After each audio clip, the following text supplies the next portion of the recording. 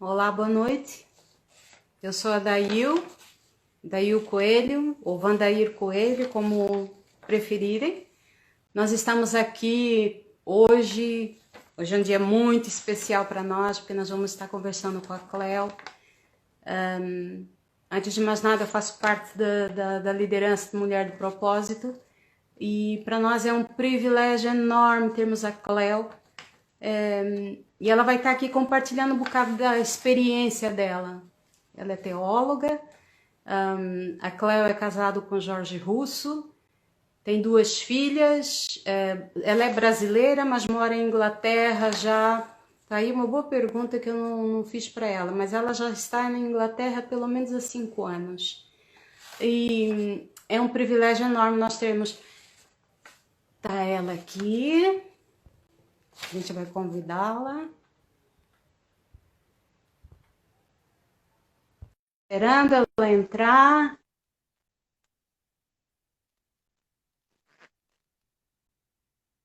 Eu espero que seja um tempo assim para vocês muito bom. Olá, minha querida. Oi, Tá tudo bom? boa? Tá boa? Eu tô, graças a Deus. E você? Amém. Eu também tô, graças a Deus. A Cleo tá E tu, morando na né? Inglaterra. Eu falei 5 anos. Quantos anos faz que você tá em Inglaterra? Agora direto 4. 4? Quase que É, acertei. Falei 5 para 4. ir por volta de 5, 4 anos, né? É 4. E, e você tá com a tua família, tá com teu marido, morando com teu marido e é com a filha, né? Em É, e o meu Inglaterra. netinho. Aí o netinho, é claro. Especial pra caramba. Mesmo, mesmo. Cléo, hoje nós estamos aqui, não é? E você já sabe que nós estamos muito curiosos para saber, não é? Como é que funciona as mulheres na Bíblia. Às vezes a gente acha uma passagem aqui, outra ali, que dá a sensação que tipo, não valoriza muito o papel da mulher. E eu queria que esse tempo aqui agora fosse para isso. Eu acho melhor a gente começar pelo Velho Testamento, não é? Nós começamos a falar no Velho Testamento, o papel da mulher no Velho Testamento. Então eu queria que tu já começasses, nosso tempo eu sei que voa, já é a segunda experiência que nós fazemos e na primeira experiência, quando a gente viu, já estava terminando o tempo. E eu sei que tu tens muita coisa para nos abençoar. Então eu queria que tu começasses me respondendo a seguinte pergunta. Na tua opinião, qual a importância da mulher no Antigo Testamento? Tu achas que a figura dela era essencial e por quê? Bom, primeiro eu quero cumprimentar todas as irmãs, todos os que estão conosco agora, com a santa paz do Senhor Jesus, né? E dizer que é um Amém. privilégio, mesmo assim, uma honra estar com vocês agora, falando da palavra do Senhor, e as irmãs, os irmãos, né? E dizer para vocês que vocês são muito queridos, né? E muito obrigada pela audiência aí nesse momento. E agradecer também, de uma maneira especial, a Dail, minha amiga querida de tanto Hum, tempo, né? mesmo. No coração, Hum, sua família toda, tão preciosa, que sempre nos acolheu com tanto carinho. A quem honra, diz a palavra de Deus, vocês têm a unção da hospitalidade, né? obrigada. E fazê-las se sentirem tão bem-vindas, que a gente vai na sua casa e não quer sair.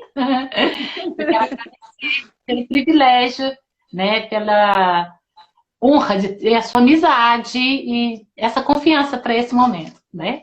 E Amém. Amém. falando então da mulher no Antigo Testamento, é muito interessante quando nós observamos a partir do primeiro livro escrito no Antigo Testamento, né, que é o livro de Gênesis. Nós temos ele como o primeiro. E a partir do livro de Gênesis nós já podemos observar o valor da figura feminina. Se você prestar bastante atenção, você que está aí comigo agora, você vai observar que Deus cria o universo de uma maneira belíssima e ele cria um jardim que é um paraíso mesmo, né? O Jardim do Éden. E ele coloca esse homem que foi criado à sua imagem e semelhança ali dentro. E dentro desses jardins já existem duas árvores, a árvore do conhecimento do bem e do mal e a árvore da vida. Mas é interessante quando nós observamos atentamente, uma leitura atenta permite-nos observar que o inimigo das nossas almas, que é no Antigo Testamento, especificamente no livro de Gênesis, chamado de a serpente, ele já estava ali, ele já existia, mas ele não se manifesta. Nós não vemos assim nenhum registro dele tentar esse homem criado à imagem de Deus. Ele espera que a mulher seja criada. E então ele vai direto na figura feminina. Por que será? Né? Se nós não fôssemos importantes, ele não esperaria a nossa presença para se manifestar de uma forma corpórea, porque ele fala com ela usando a figura de uma serpente, ele tenta enganá-la, seduzi-la, distorcendo a palavra do Senhor Deus Todo-Poderoso. E, pasme você que está aí comigo agora, não apenas a mulher o escuta, né? No caso nós estamos falando da serpente, que é o próprio diabo. E o segue, porque ele fala para comer daquela árvore do conhecimento do bem e do mal, que não aconteceria nada com ela, que Deus estava mentindo. E, bom, vocês já conhecem a história. Se não conhecem, está no livro de Gênesis, capítulo 1, 2 e 3. Eu estou falando da criação, né? Então, criação, queda. E o que acontece? O homem criado à imagem e semelhança de Deus, que não tinha nenhum pecado. O pecado não estava no mundo ainda. O homem não tinha cometido nenhum pecado. Quando eu estou falando do homem agora, eu estou falando do macho. Usando a expressão homem para falar do macho, sexo masculino. E ele andava com Deus, ele tinha comunhão com Deus. E ele sabia quem era Deus. Ele já tinha conhecimento da pessoa de Deus antes da mulher ter lhe sido dada como esposa. Né? Deus já tinha dado a ele o privilégio, a honra de nomear os animais e conhecer esse planeta de uma maneira maravilhosa e, de certa forma, já trabalhar como um mordomo. E então, Deus permite que ele sinta essa ausência de algo mais, né? E Deus faz ele dormir, cria a mulher e lhe dá de presente. Então, quando ele acorda, ele faz a primeira poesia da Bíblia, né? Essa é osso dos meus ossos, carne da minha carne, será chamada varão. É aquela coisa apaixonado, bonita. Já apaixonou na primeira. E ele fica feliz, completo, mas ele não tinha nenhum pecado, certo? Ele não tinha nenhum pecado, ele conhecia Deus. Ele conhecia Deus.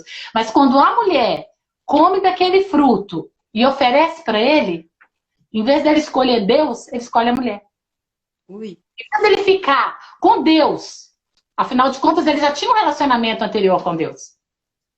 Ele poderia ter falado, não, qual é, né? Vou usar aqui uma linguagem gíria. Mas como assim? Não era para fazer isso. Deus falou para não fazer isso e eu não vou fazer. Se você fez, problema seu. Arque com as consequências. Eu não tenho que te seguir. Eu tenho que seguir meu Criador. Afinal de contas, eu e ele já andávamos em comunhão antes de você. Mas não. A Bíblia nos fala que ele pegou do fruto e comeu. Ela simplesmente ofereceu o fruto para ele. E ele escolher Deus, escolheu a mulher. Então eu acho que isso responde para nós. A figura da mulher. A mulher é importante? Com certeza. Bastou a mulher ser enganada pela serpente que toda a criação foi comprometida. Toda a criação foi comprometida. Então, o negócio é sério. Né? Então, ela realmente é uma figura importante. Falando da mulher como um todo, sexo feminino, tá? Não sei se eu... Tem muito mais aí pra gente explorar, mas para nós não ficarmos presos só apenas uma pergunta, né? Então, eu falo muito né, tá, gente? Eu sou mineira, de Belo Horizonte. Mineira, né? Então, o mineiro ele usa muito a expressão né para dizer não é mesmo? Porque somos preguiçosos para falar. Então, nós temos frases. Para os irmãos de Portugal, as irmãs de Portugal, o né significa isso, não é mesmo? Olha outra coisa, Cléo. Tu achas que a mulher do Antigo Testamento é relevante para nós, mulheres, pronto, depois de tantos, a gente fala de milhares de anos, né? É relevante para nós a vida delas? Tu achas que é? Eu acredito que sim, Dayo. Eu acredito que sim, e a Escritura sempre vai nos mostrar o papel predominante da mulher, de Gênesis a Apocalipse. No Antigo Testamento, ela passa por vários momentos da história, a figura feminina passa por vários momentos da história como uma grande influenciadora. Nós temos figuras importantíssimas no Antigo Testamento, as grandes matriarcas, que a maioria de nós cristãos conhecemos, porque elas foram mulheres que influenciaram seus maridos, influenciaram os clãs, elas foram mulheres, inclusive, algumas delas, elas até, vamos dizer assim, coordenaram guerras, né? Nossa. Como o caso da profetisa Débora, que teve ali um papel predominante na definição do destino de uma nação. Então, a mulher no Antigo Testamento era muito importante. Mas eu gosto muito, de uma maneira muito particular, das mulheres que não são nomeadas. Aquelas que aparecem no Antigo Testamento e nós não sabemos nem o nome delas. Apenas sabemos que elas existiram, porque o texto diz, então, uma mulher. Né? O texto nem diz o nome da mulher, a idade da mulher, mas fala dessa mulher. Então, quando o texto mostra assim, algumas vezes, essa mulher mais simples, essa mulher que não aparenta muito para a sociedade, ela exercendo um papel assim que muda a história, isso mexe muito comigo. Então, eu acho que é muito valioso estudar o Antigo Testamento, prestar atenção nas mulheres. Existem hoje muitos livros que nos ajudam, que nos auxiliam, escritos por mulheres de Deus. Me desculpe que eu não preparei aqui uma lista, mas existem livros que você pode consultar, que fala das mulheres do Antigo Testamento, do Novo Testamento, meditações a partir dos modelos de vida de cada uma delas. Eu acho que sim, vale a pena estudá-las. Assim, tipo assim, mas tu lembras de alguma mulher, tipo assim, que possa exemplificar, que era tão simples como nós, que é uma pessoa que nós podemos dizer assim, essa é muito parecida com a mulher atualmente. Tem alguma simples, eu posso pessoa... uma aqui, que é que eu gosto demais. Livro de Juízes. Eu gosto muito dessa mulher, Dayo. E o motivo que eu gosto muito dela é porque eu não sei nem o nome dela. É tipo assim, quando chegar no céu eu quero saber. Eu vou perguntar. Vou perguntar para Jesus. Né? Quem é essa mulher aqui? Jesus me fala, né? E é muito interessante. A história, o livro de Juízes é um livro muito incrível das Escrituras. É um dos livros, assim, que chama muito a minha atenção, porque ele vai mostrar a história de homens que foram usados por Deus de uma maneira maravilhosa para definir o destino da nação, quando a nação de Israel estava perdida em pecado. Perdida, mergulhada na idolatria, no pecado, e nesse tempo não havia rei em Israel, cada um fazia o que dava na cabeça, então a nação, ela estava meio que soltinha demais, né? Então o povo vivia caindo em pecado, adorando outros deuses, seguindo práticas pagãs, e como consequência, volta e meia, o próprio Deus, por amor, enviava uma forma de juízo para que eles se quebrantassem. E, como também uma resposta de amor, o próprio Deus levantava alguém, uma figura carismática, que era revestida com o poder sobrenatural de Deus e assim atuava como um libertador da nação. Esses homens levantados por Deus no livro de Juízes, eles não eram necessariamente homens santos, íntegros, que andavam na presença de Deus. Eles eram homens que eram revestidos com o poder sobrenatural para atuarem de forma, assim, às vezes até bélica mesmo, pegar em armas, lutar e libertar a nação, certo? Não podemos dizer que eles eram modelo de caráter, mas nós podemos ver através da vida deles a ação de Deus na história, porque Deus é o Deus de toda a história. Então, nesse contexto, onde homens são levantados por Deus de uma forma muito interessante, há uma situação incrível, Porque é um homem que Deus usa chamado Gideão, que ficou famoso. Por quê? Porque Deus usou para libertar a nação. É aquele moço da Bíblia que colocou a lã para molhar, a lã para secar, e fez tudo com Deus. Ele teve cajado? Não, não é cajado. Não foi cajado, foi o que ele colocou um pedaço de lã para molhar, para poder ver se era a vontade de Deus, que ele seguisse aquele plano de libertar a nação contra, na época, o domínio dos medianitas. Ele teve vários filhos. E depois que ele morreu, um dos seus filhos, que era filho dele, provavelmente com uma mulher pagã, porque era de uma outra nação, ele tem uma atitude terrível. Ele decide matar todos os irmãos para poder reinar sobre Israel. Nossa. E ele aluga os homens maus para fazer isso. Né? Então, ele aluga esses homens maus, ele paga pessoas, ele alicia o crime e mata todos os seus irmãos, menos um que conseguiu fugir. Então, estamos falando de alguém perigoso, né? E ele é chamado na Bíblia de Abimeleque. E esse homem é alguém assim, mau, sanguinário, que não tem amor pela própria família, né? Matou quase 70 irmãos, porque Gideão teve muitos filhos, e aí ele se revolta e ele começa a reinar por domínio impositivo da força. Por mais de 3 anos ele reina sobre Israel assim. E ele tinha um hábito. Se alguém se levantasse contra ele, ele queimava. Queimava a cidade, queimava a torre, queimava todo mundo.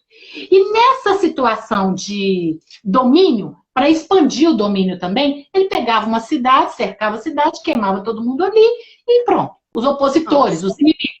Esse é o Abimeleque. E aí é uma situação na história em que ele vai dominar uma determinada cidade, aqui no capítulo 9 de Juízes, e ele cerca as pessoas e as pessoas ficam ilhadas, e nesse contexto de medo, elas se trancam dentro de uma torre. E, bom, ficou fácil para ele, né? Era só colocar fogo na torre, queimava todo mundo. Um filme. Fazia churrasquinho das pessoas, ele já tinha isso antes. Ele já tinha de terror. Só que ele não contou com uma coisa. Tinha uma mulher lá. E a gente não sabe o nome dessa mulher. Então essa é a mulher que eu quero saber o nome quando chegar no céu. E tá lá no livro de Juízes, no capítulo 9, versículo 53. Aí, olha o que acontece. O versículo 50 diz assim: E Abimeleque foi a Tebes, sitiou Tebes e a tomou. E havia uma torre, versículo 51. E havia uma torre forte na cidade. E todos os homens e mulheres, todos os moradores da cidade se abrigaram nela. E fecharam após si a porta da torre e subiram até o telhado. Abimeleque veio até a torre, combateu e se aproximou até a porta para a incendiar. Ou seja, ele ia incendiar. Ele ia cercar tudo, colocar fogo, matar todo mundo lá dentro. Porém, versículo 53, olha que chique. Porém, certa mulher lançou uma pedra superior de um moinho sobre a cabeça de Abimeleque e esmagou-lhe o crânio. E chamou Abimeleque. Olha a história. E Abimeleque, né, caído lá, sangrando, chamou o moço que levava suas armas e disse: Desembainha a tua espada e mata-me, para que não digam de mim, uma mulher o matou. O moço atravessou a espada e terminou o serviço. Mas deixa eu te contar uma coisa. 100 anos depois, Davi estava reinando, tinha uma situação lá X, e o pessoal falou assim: ah, tá, vamos fazer assim, igual aquela mulher que matou Abimeleque. Ou seja, nunca mais se apagou. Ela foi um exemplo. Agora, quem era essa mulher? Por que eu gosto dela? Porque era uma mulher que trabalhava na torre. Provavelmente, ela era uma daquelas mulheres que trabalhavam com moinho, porque ela conseguiu detectar a pedra de moinho, ela levantou essa pedra, ela percebeu, ela oportunizou. O que é oportunizar? É a gente transformar uma situação super difícil, às vezes incontrolável, imensurável, numa oportunidade positiva. É um olhar diferente da realidade. Todo mundo estava escondido com medo. Ela olhou pela janela. Em vez de ficar trancada, ela olhou pela janela, ela tentou conhecer o limite, o inimigo, e ela percebeu algo. Que ele era tão soberbo, ele se achava tantão, que ele não estava usando um capacete para proteção. Era muito só mirar e acertar. Quem sabe quantas vezes, na hora de folga, ela ficou ali daquela janela, jogando pedrinhas, fazendo qualquer coisa. O certo é que ela usou a dificuldade. Ela usou a oportunidade, ela transformou essa dificuldade. E o milagre aconteceu. Nós não podemos descartar que foi um milagre ela ter acertado de primeira. Mas o legal é que ela tentou. E aí eu fico pensando, algumas de nós, muitas vezes, desistimos. A situação está aqui, difícil demais. Agora com a situação Covid, né, pandemia, quantos de nós pensamos que, poxa, já acabou, e agora, 2020 já foi, como que vai ser, meus planos, tive que mudar tudo. A mulher da Bíblia, que a gente chama, por exemplo, as mulheres simples, humildes, trabalhadoras da Bíblia, elas fizeram isso muitas vezes. Não só essa mulher sem nome. Vamos ver a Rispa, é outra mulher da Bíblia incrível, maravilhosa, uma mulher simples, concubina. Concubina é escrava sexual. Uma mulher que foi abusada, uma mulher que sofreu, teve 2 filhos com o rei, mas nunca recebeu nenhuma herança. Davi está dominando o reino e essa mulher tem seus 2 filhos lá. Bom, por uma situação de fome na terra, Davi decide, né, dar voz a um povo que já tinha uma marca de ser mentiroso, né? E segue a orientação desse povo. Esse texto está lá em 2 Samuel, no capítulo 21, de 1 a 14. Depois vocês podem ler, porque vale a pena. É uma história incrível, a história de Rispa. Essa mulher perde seus 2 filhos, que é o único sustento que ela tem. Naquela época a mulher não conseguia emprego, né? Nós estamos falando na época de reinado. E é complicado. Uma mulher viúva e sem filhos, acabou para ela. Ela pega, os filhos dela foram enforcados, ficam jogados lá num lugar, ela não pode nem enterrá-los. A Bíblia fala que ela pegou um paninho, ela esticou em cima de uma rocha, ela sentou ali e ficou cuidando daqueles 2 cadáveres. Para quê? Para que as aves de rapina não viessem e comessem os corpos dos filhos dela. E ela ficou ali, ela não podia fazer mais nada. Ela era proibida de tirar os corpos, ela era proibida de enterrar, ela era proibida de ir até o rei e falar assim, que injustiça que você fez contra mim. Ela era proibida de levantar uma placa, como o pessoal está fazendo por aí. Ela não podia fazer nada disso. Ela só podia chorar. Então, o que ela fez? Ela sentou ali e ela chorou. E ali ela ficou. Pois bem, Davi sacrificou esses moços para que a fome na terra acabasse.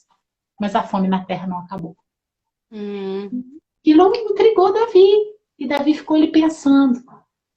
Aí alguém contou para Davi que essa mulher estava sentada lá, cuidando dos ossos, porque agora já eram ossos, dos filhos dela, há mais de 6 meses. Olha a perseverança dela. Ela ficou 6 meses lá. Ela ficou do começo da cega até que caiu chuva sobre a terra. É um período de 3 a 6 meses. Para não ser exagerado, de 3 a 6 meses. De qualquer forma, 90 dias ou 120 é muita coisa. Alguns, a maior parte dos estudiosos dizem que é do período de abril até outubro. É muito tempo. E alguns de nós não damos conta de ficar em casa alguns dias. Né? Por causa da pandemia. Ela ficou ali sentada. Ela ficou ali pensando em quê? Que Deus ia fazer justiça. Aí, o que o texto diz? Que o nosso amigo, o rei Davi, foi lá. E, ops, eu cometi um erro aqui. Epa! Esses moços eram filhos do antigo rei. Eles têm que ter um enterro digno.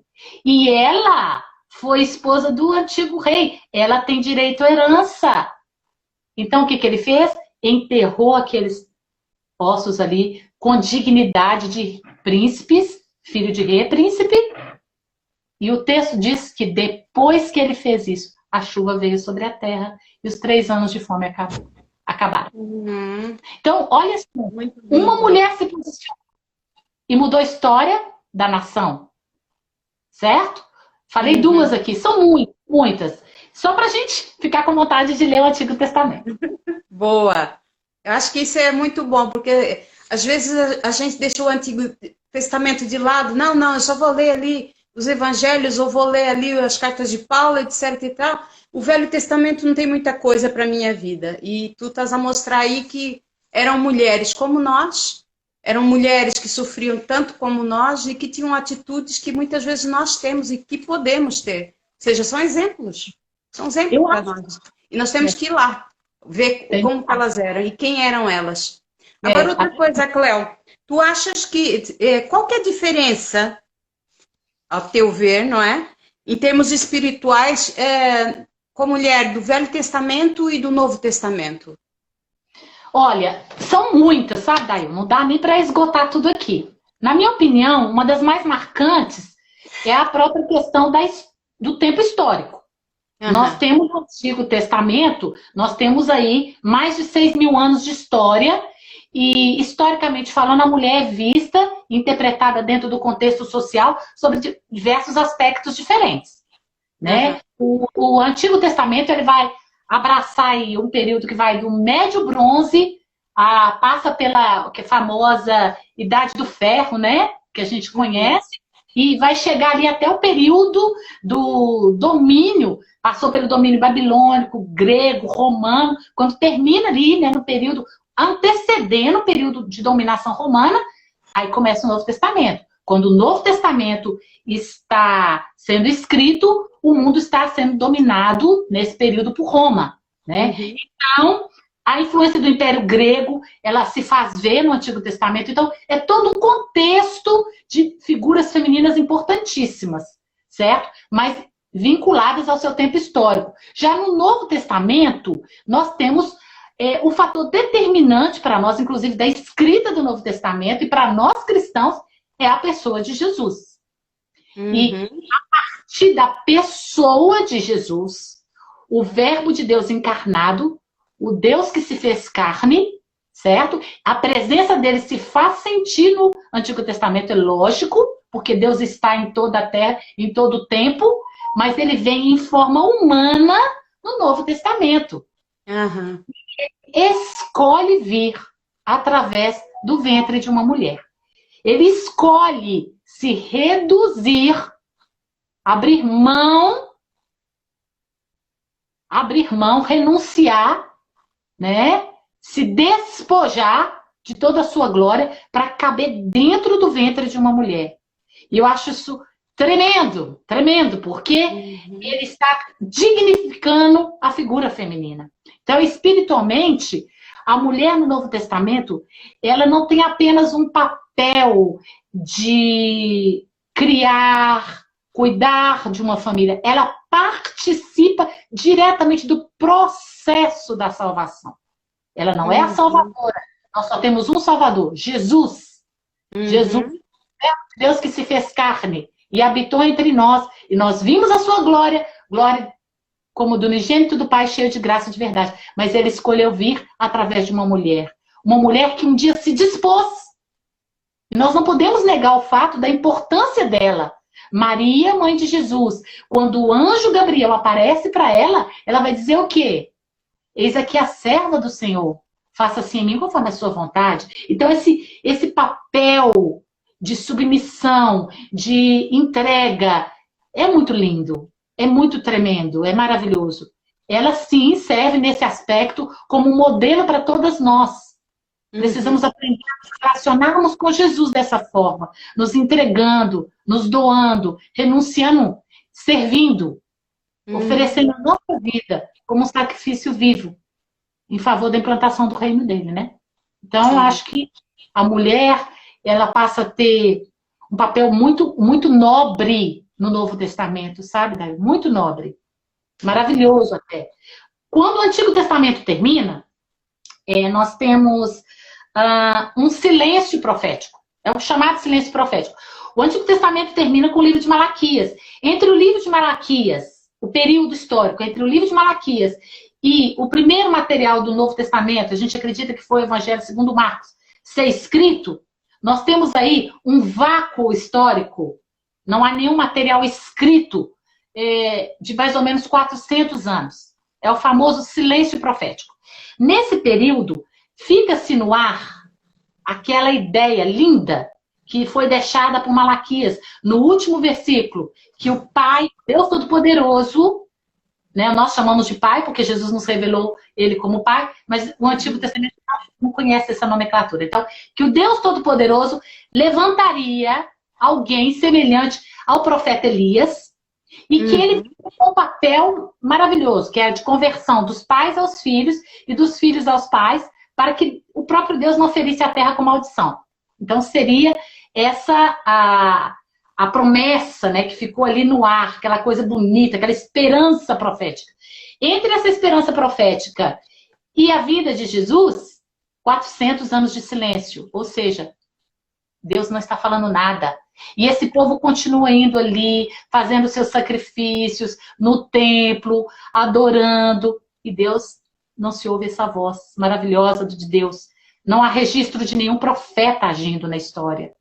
Aí, daí o anjo que só apareceu para Daniel, chamado Gabriel, aparece para Zacarias. E aparece para uma pessoa lindíssima que é a Maria. E quando ele aparece para Maria, ele vai dizer para ela assim, já tem 6 meses que a sua prima está grávida. Porque para Deus não há impossível. Né? E Maria vai, isso que eu estou falando está lá em Lucas, no capítulo 1, Maria vai ter com essa mulher querida, que é Isabel, uma mulher idosa, marcada por esse estigma, por essa rejeição social, porque ela era idosa e não tinha filhos. Era casada com dote, ela era estéril. E ela era velhinha já. E ela e o marido não tinham filhos, né? O Zacarias. Então, para o povo judeu, principalmente os que trabalhavam dentro do templo, era considerado uma vergonha isso. Era considerado, inclusive, será que a gente está em pecado? A gente fez alguma coisa que desagradou a Deus? Porque filho sempre foi bênção, principalmente nesse contexto bíblico. E ela não tinha filhos. E aí ela vai ficar grávida, né? E é tão bonito porque na hora que Isabel encontra com Maria, na hora que Maria aparece, a Isabel fica cheia do Espírito Santo. E aí esse silêncio profético de 400 anos acaba, porque ela profetiza. Então a primeira pessoa que profetiza no Novo Testamento é uma mulher. E é uma mulher idosa. E é profecia pura, da melhor qualidade. Você quer ver? Abre, olha aí, se vocês que estão acompanhando tiverem uma Bíblia, você pode abrir comigo aí em Lucas, no capítulo 1, senão depois você olha. Lucas, capítulo 1, fala bem assim. Eu vou ler só o versículo que fala de Isabel, porque o nosso tempo está avançado. Tá assim, olha só. Lucas, capítulo 1, conta toda essa história lindíssima. Aliás, Lucas é o evangelho que vai mostrar para nós o papel da mulher na sociedade, a partir da perspectiva de Jesus. Como Jesus resgata a figura do feminino. Tá bom? É esse evangelista que vai mostrar isso para nós o tempo todo. O tempo todo. Como que Jesus levanta a figura feminina. Mas aqui, especificamente, Jesus ainda não tinha nascido, né? Então, Maria estava gravidinha, mas provavelmente um mês e pouquinho no máximo. Não dava para ver barriga. Não dava mesmo, né, gente? Ainda mais uma moça virgem, magrinha, pequenininha, porque as meninas judias, elas eram bem pequenininhas mesmo, né? Bem magrinhas. Então, olha só, naqueles dias, versículo 39, Maria se preparou e foi apressadamente para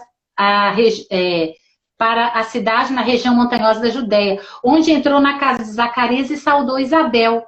Quando esta, falando de Isabel, ouviu a saudação de Maria, a criança, porque Isabel estava grávida, agitou-se em seu ventre. E Isabel ficou cheia do Espírito Santo. E olha o que Isabel fala. E em voz alta exclamou: bendita és tu entre as mulheres, e bendito é o fruto do teu ventre. E de onde me provém isso? Que venha me visitar a mãe do meu Senhor? Ô, gente, ela já sabia que Maria estava grávida, que era um menino, e que esse menino ia ser o Senhor dela. Aleluia! É profecia! É profecia. É profecia da verdade. E é o cumprimento do que foi prometido lá em Malaquias. Olha a Uhum. importância da figura feminina. Nós temos duas mulheres aqui, uma jovem e uma velha. É o encontro de gerações. É o Uhum. encontro, é o casamento, é a conversão dos pais aos filhos, dos filhos aos pais. A Uhum. maldição aí. Olha que coisa mais linda. Não tem. Eu fico emocionada. Isso aqui, gente, isso aqui é beleza. Beleza pura, né? É Ai, coisa linda mesmo. Muito. feminina. Então, você, mulher que está aí agora, se você está se sentindo assim um pouquinho para baixo, ah, será que eu sou importante? Ah, ninguém está dizendo para mim que eu sou importante. Vai ler a Bíblia. Deus, o próprio Senhor Jesus vai se revelar para você, mostrando para você o valor que você tem. Você, Amém. para o Senhor, não interessa a sua idade. Talvez você seja velhinha como Isabel. Talvez você seja novinha como Maria. Talvez você seja uma pessoa que está trabalhando numa, sei lá, numa profissão mais simples, como essa mulher do moinho, né? Que eram aquelas mulheres que ficavam ali amassando trigo, porque quem mexia com o moinho era a mulher que amassava, quebrava a semente do trigo, um trabalho considerado um trabalho braçal simples. Talvez você seja uma mulher muito importante, com uma profissão de destaque, como Débora. Não sei, mas todas nós temos valor nas escrituras, tem um lugar para cada uma de nós. Amém. Tu já disseste que Jesus valorizava a mulher. Como ele valorizava a mulher? Como que era? O que que ele deixou para nós que nós podemos olhar e pensar assim, puxa, como Jesus me valorizou como mulher? Olha, tem muitos textos que mostram isso, mas um dos que eu gosto mais, né, tô falando a partir da minha ótica, a minha opinião, é quando Jesus ele tem um encontro com a mulher samaritana, tá? Eu acho esse texto fenomenal. Por que eu gosto tanto desse texto? Porque quando Jesus encontra a mulher samaritana, ele deixa claro para nós que ele veio para resgatar a figura da mulher. Porque a mulher samaritana, ela era uma mulher que ela estava marcada pela sociedade. Você para ver, ela já tinha tido vários maridos, ela tinha sido jogada fora por eles, porque naquela época a mulher não podia divorciar, ela era divorciada, era diferente, né? Ou repudiada, ou era repudiada ou divorciada. A mulher não tinha poder de decisão nesse contexto. E ela foi jogada fora. E o próprio Jesus vai passar pela Judéia, ele não precisava ir, mas ele foi. E ele para, ele conversa com essa mulher, e ele dignifica essa mulher quando ele revela para ela, primeiro para ela, sobre ele. E ele vai revelar para ela um negócio que ele não revelou para ninguém ainda, nem para os discípulos. Que o Pai está procurando adoradores. Que tipo de adorador? Adorador que adora ele em espírito e em verdade. E isso mexe tanto com ela, tanto, tanto, tanto. Depois vocês procurem lá, a mulher samaritana, e pesquisem. Pode colocar lá no Google. Se você escrever a mulher samaritana, vai aparecer um monte de material sobre ela. E ele dignifica tanto essa mulher volta para a cidade dela, se torna uma evangelista. Ela é a primeira evangelista. Então, peraí, será que Jesus não achava a figura da mulher importante? Claro que ele achava. Ele muda a história dela, ele dignifica a história dela, né? E é legal porque ela tá indo lá pegar água e ele tá lá sentado esperando. Um sol de rachar a muleira, como diz o mineiro, né? De calor, porque ela vai buscar água no horário que ninguém vai. Ela tem vergonha talvez, de andar com as outras mulheres, ou as outras mulheres não queriam ela por perto, mas Jesus está lá sentado, naquele solão, esperando por ela. Eu fico imaginando o Criador de todo o universo, sentado perto do poço, esperando a mulher chegar. A mulher chega e fala assim, me dá de beber. Aí ela fala assim, como tu, sendo judeu, pede de beber a mim, que sou mulher samaritana? Porque os judeus não conversavam com os samaritanos, eles eram tipo arqui-inimigos. Aí Jesus responde assim, Jesus conversa com ela e fala assim, se você soubesse, né, quem tá te pedindo de beber, você me pediria e eu te daria da água da vida. Daí, peraí, me dá isso aí então, porque eu vou ter que vir aqui todo dia buscar, né? Olha o papo que eles estão tendo ali. Quer dizer, Jesus começa uma conversa, um diálogo com uma mulher de digamos assim, eu vou usar aqui entre aspas, gigante, tribo inimiga. Não era inimiga de Jesus, mas é um povo que estava separado por questões religiosas. Eu não vou entrar aqui em detalhes porque não dá tempo. Samaritanos e judeus é uma briga antiga, que eles têm lá desde o Antigo Testamento mesmo. E isso foi só piorando, potencializando. Eles já não se falavam mesmo, não se davam uns com os outros. E que coisa mais linda! Jesus para conversar com ela e puxa a conversa. Você imagina, Jesus podia simplesmente olhar para o poço e a água saía assim, ó, não precisava nem de copo. A água vinha direto. Ele é a água da vida. Ele é o criador de tudo. Se ele acontece, ele mandou o mar, ó, o vento, ó, e ele ficou ali esperando e pediu água para ela. Eu acredito que sim, Jesus, com essa atitude, quis mostrar para nós mulheres que há um lugar para cada uma de nós no coração dele. E há um projeto dele para as nossas vidas. Para cada um. Não interessa a raça, não interessa o nível de escolaridade, não interessa a idade, não interessa a nação. Todas somos preciosas para ele e ele quer, sim, ter um relacionamento pessoal com cada um de nós. Amém! Amém por isso. Olha, outra coisa, agora eu vou entrar no texto, numa parte polêmica. Nós ouvimos falar muito do apóstolo Paulo, coisas que ele escreveu a respeito das mulheres. E a gente fica achando assim que o apóstolo Paulo era muito machista, né? Às vezes, pelas coisas que está lá escrita, dá a sensação que é isso. Que ele é um bocado machista, que ele não achava que as mulheres não podiam ter liderança nenhuma, que não poderiam ser líderes de nada. Tu achas que era assim ou há um contexto aí que a gente não percebe bem? Não, eu acho que não era assim, não. Eu acho que é um contexto que a gente não percebe bem, como você falou aí. Porque a gente precisa aprender a fazer um exercício muito legal, que é situar o texto no contexto. Então é muito perigoso, Daio, quando a gente pega um pedaço do texto bíblico e lê fora do contexto. A gente pode errar bastante. Né? Então, se a gente pegar um pedaço, por exemplo, de uma carta de Paulo, onde ele fala assim, eu proíbo as mulheres de cortar o cabelo, a gente fala, poxa, Paulo era machista, a mulher tinha que ter cabelo grande, então não pode cortar. A questão é que o contexto daquela carta tem que entender onde que o povo estava, por quê, né? Quando a gente vai pesquisar a fundo, a gente descobre que a mulher de cabelo raspado naquela região, ou cortado bem curtinho, ela era ou sacerdotisa de um templo específico, ou ela era uma mulher prostituta, disponível para sexo, para compra e venda de sexo. Então, Paulo está querendo que a mulher da igreja tenha um cabelo grande para diferenciá-la quando ela anda pela rua, para protegê-la, para evitar, sim, que ela fosse assediada. Então, eu não acho que é uma atitude de machismo, mas é uma atitude de proteção e de amor para com a mulher.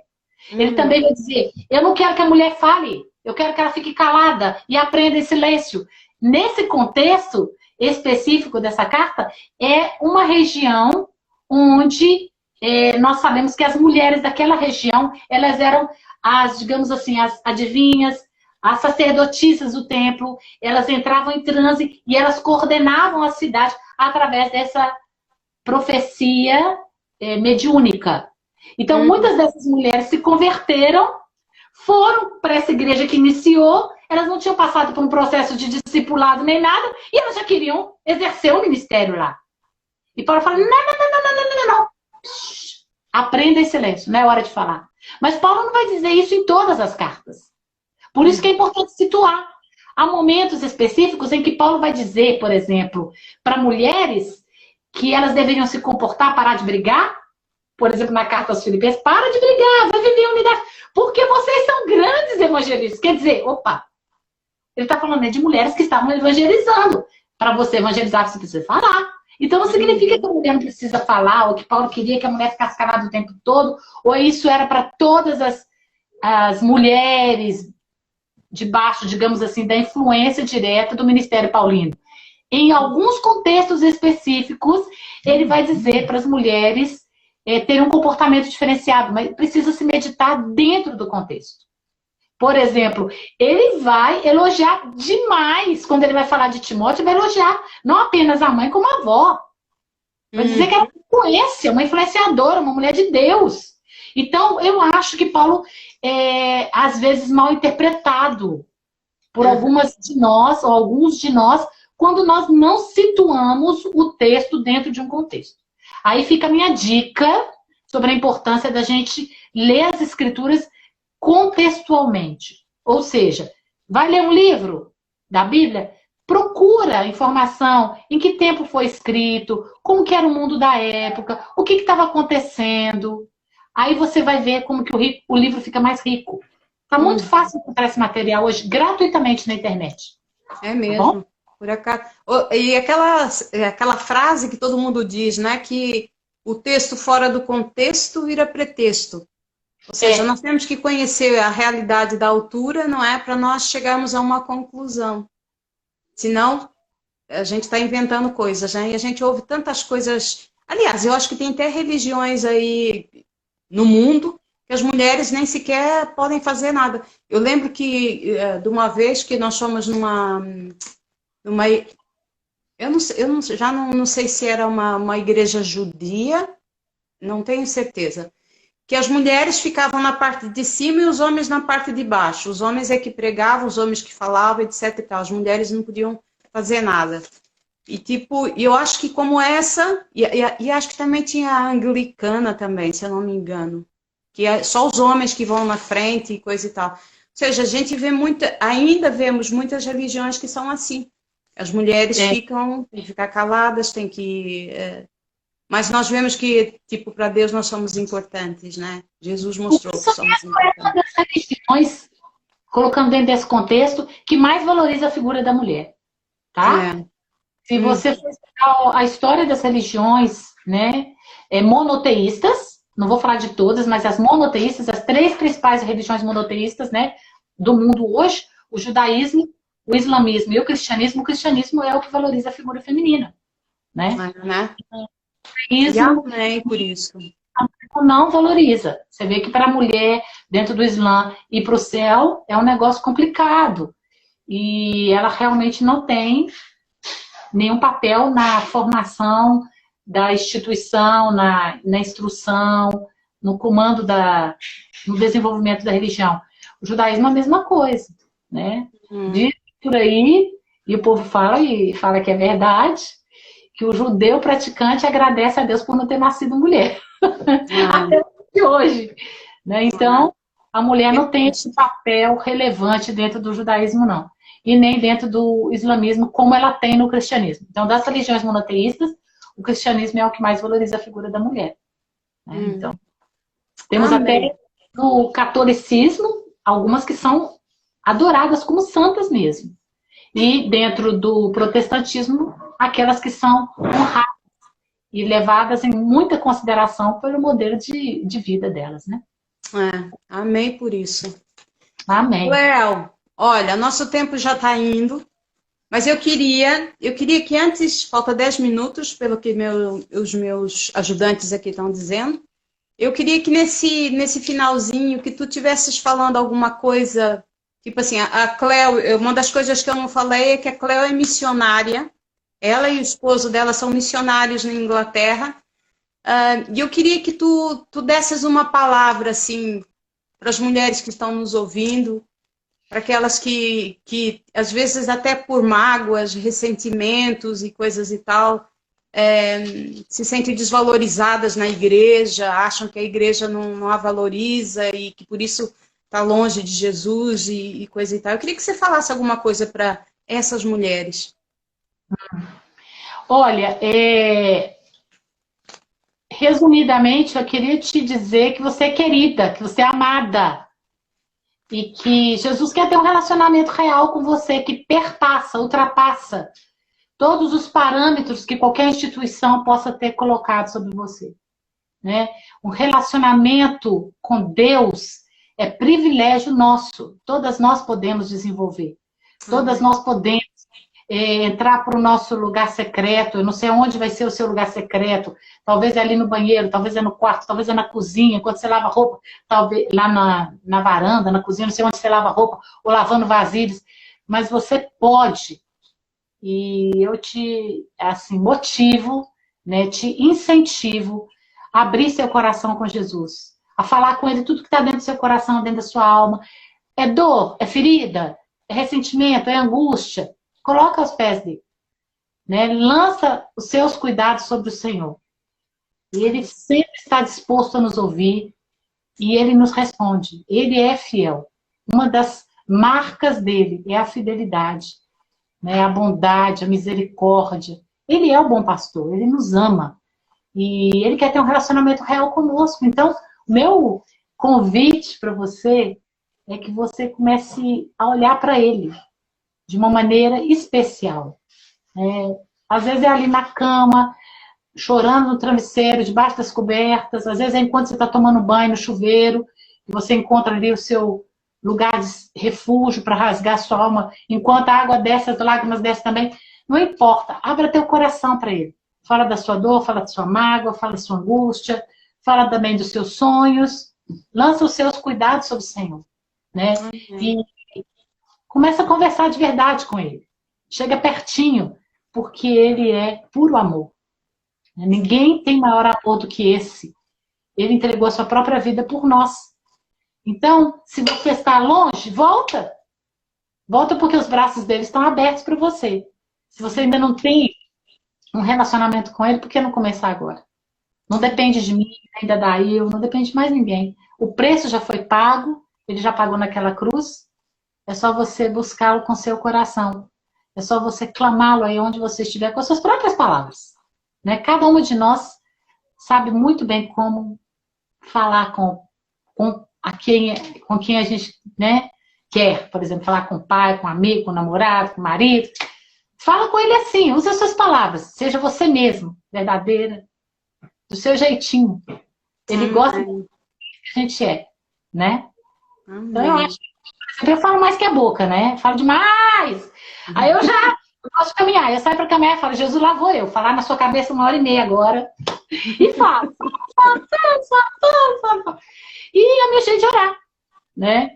Agora ficou fácil, porque o pessoal anda por aí com esses fonezinhos falando com o celular, então eu tô falando sozinha e tá normal. Fechado. Aliás, se você for fazer uma caminhada e orar, por favor, não feche os olhos, né? Ande de olhos abertos. Tem que ser. Mas, Jesus, fale com Jesus. Lança sobre ele a sua dor. Ninguém pode curar a gente melhor do que ele. Pegar a gente no colo. Ele é o Pai de amor. E vale a pena. Aleluia. Cléo, muito obrigada. Essa vai ser... Essa é a primeira de muitas vezes que eu vou te chamar.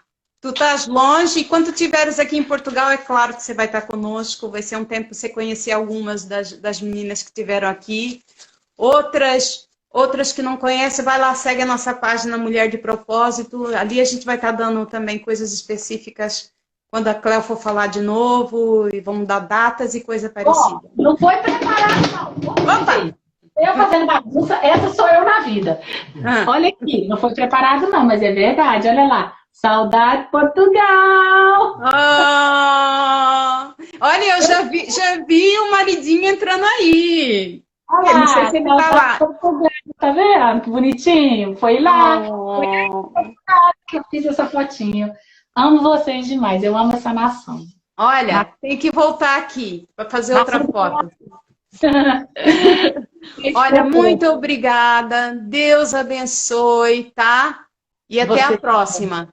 Eu espero que não demore muito. Amém. Mantenha, gente, todo mundo se cuidando. Fica saudável, se proteja. Um beijo. Tá, beijinho. Tchau. Tchau, tchau. Obrigada, pessoal.